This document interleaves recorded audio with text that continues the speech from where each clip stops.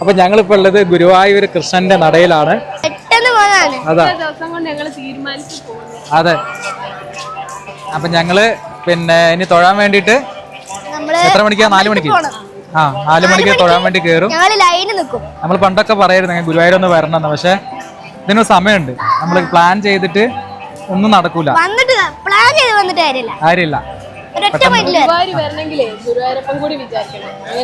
അതാ. അപ്പൊ ഞങ്ങള് കൊറേ മുന്നേ വന്നാട്ടോ, 2 വർഷം അല്ല 4 വർഷം മുന്നേ വന്നിട്ടുണ്ട്. ഇവൻ ചെറുതാ. ഇവിടെ കണ്ടപ്പോ ആദ്യക്ക് ഭയങ്കര അത്ഭുതം. ഇത്ര ആൾക്കാരൊക്കെ വലിയൊരു ക്ഷേത്രം ആദ്യമായിട്ട് കാണുന്നത്. ഇഷ്ടപ്പെട്ട ക്ഷേത്രം? നല്ല ക്ഷേത്രം.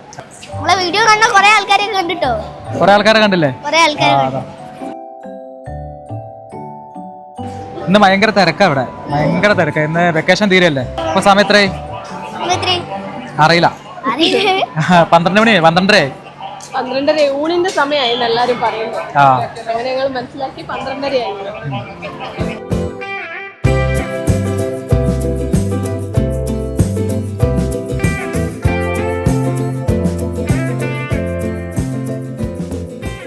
അപ്പൊ ഞങ്ങള് ഗുരുവായൂര് ആനക്കോട്ട കാണാൻ വേണ്ടി വന്നതാണ്.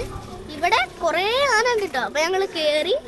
ഏറ്റവും വലുത് വലിയ ആനകൾ 2 ആൾക്കാരല്ല, ഒന്ന് ഇന്ദ്രസനും പിന്നെ ഒന്ന് നന്ദൻ അല്ലേ? നന്ദൻ. ആരൊക്കെയാ? ഇന്ദ്രസൻ, നന്ദൻ.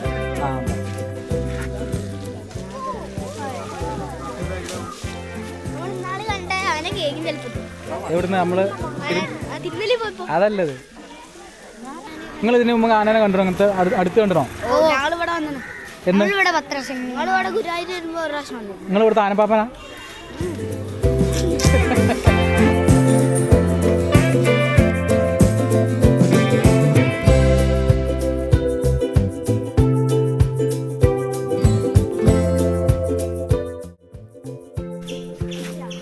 ഇത് കുട്ടിയാനാക്കി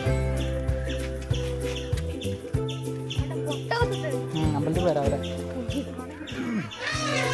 അവിടെ പോയി തൊഴുത് വന്നാണ്.